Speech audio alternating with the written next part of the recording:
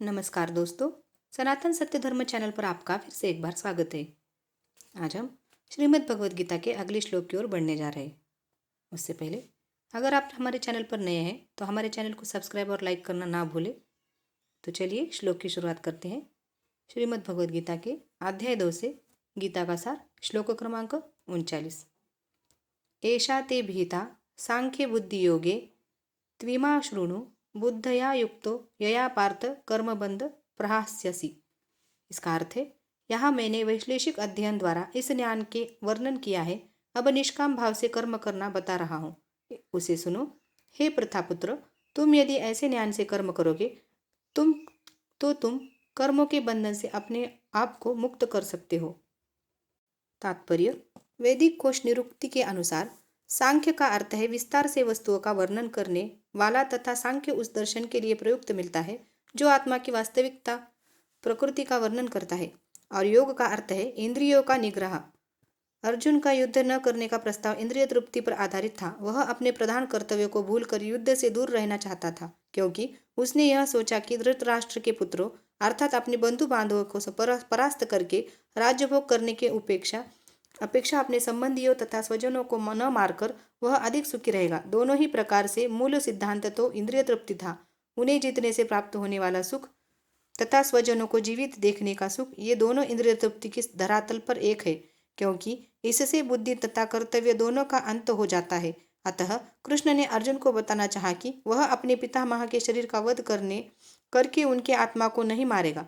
उन्होंने यह बताया कि उनके सहित सारे जीव शाश्वत प्राणी हैं। वे भूतकाल वे प्राणी थे, वे वर्तमान में भी प्राणी रूप में हैं और भविष्य में भी प्राणी बने रहेंगे, क्योंकि हम सब शाश्वत आत्मा है। हम विभिन्न प्रकार के केवल अपना शरीर परिधान बदलते हैं और इस भौतिक वस्त्र के बंधन से मुक्ति के बाद भी हमारा प्रत्यक्ष सत्ता बनी रहती है। भगवान कृष्ण द्वारा आत्मा तथा शरीर का अत्यंत विशद वैश्लेषिक अध्ययन प्रस्तुत किया गया है और निरुक्ति कोश की शब्दावली में इस विशद अध्ययन को यहाँ सांख्य कहा गया है। इस सांख्य का नास्तिक कपिल के सांख्य दर्शन से कोई सरोकार नहीं है।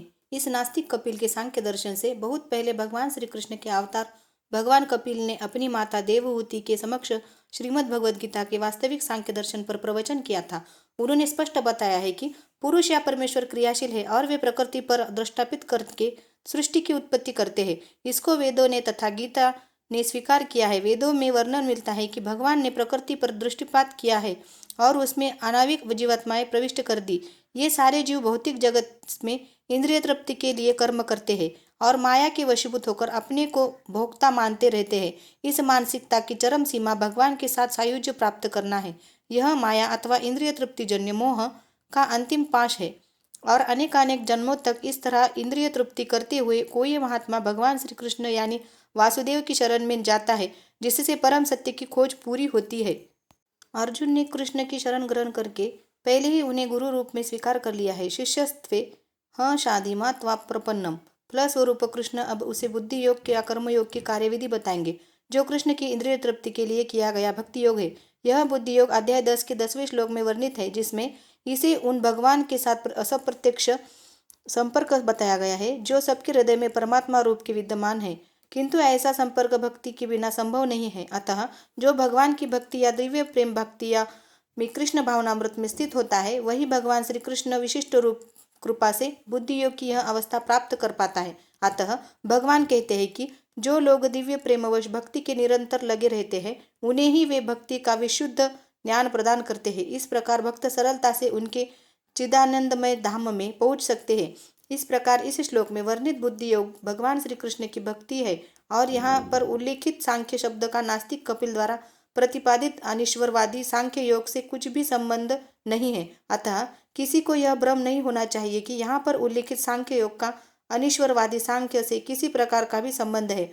न ही उस समय उसके दर्शन का कोई प्रभाव था और न कृष्ण ने ऐसी ईश्वर विहीन दार्शनिक कल्पना का उल्लेख करने की चिंता की। वास्तविक सांख्य दर्शन का वर्णन भगवान कपिल द्वारा श्रीमद् भगवद गीता में हुआ है, किंतु वर्तमान प्रकरणों में उस सांख्य से भी कोई सरोकार नहीं है। यहाँ सांख्य का अर्थ है शरीर तथा आत्मा का वैश्लेषिक अध्ययन। भगवान श्री कृष्ण ने आत्मा का वैश्लेषिक वर्णन अर्जुन को बुद्धि योग या कर्म योग तक लाने के लिए किया। अतः भगवान कृष्ण का सांख्य तथा भागवत में भगवान कपिल द्वारा वर्णित सांख्य एक ही है।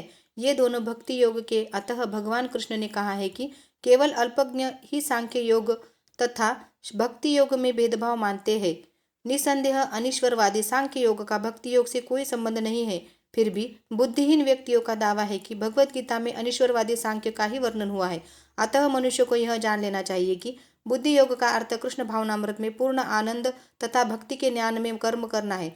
जो व्यक्ति भगवान की दृष्टि के लिए कर्म करता है, चाहे वह कर्म कितना भी कठिन क्यों ना हो, वह बुद्धि योग के सिद्धांत के अनुसार कार्य करता है और दिव्य आनंद का अनुभव करता है। ऐसी दिव्य व्यवस्थितता के कारण उसे भगवत कृपा से स्वतः संपूर्ण दिव्य ज्ञान प्राप्त हो जाता है और ज्ञान प्राप्त करने के लिए अतिरिक्त श्रम किए बिना ही उसकी पूर्ण मुक्ति हो जाती है। कृष्ण भावना भवित कर्म तथा फल प्राप्ति की इच्छा से किए गए कर्म में विशेषताया पारिवारिक या भौतिक सुख प्राप्त करने की इंद्रिय तृप्ति के लिए किए गए कर्म में प्रचुर अंतर होता है। अतः बुद्धि योग हमारे द्वारा संपन्न कार्य का दिव्य गुण है।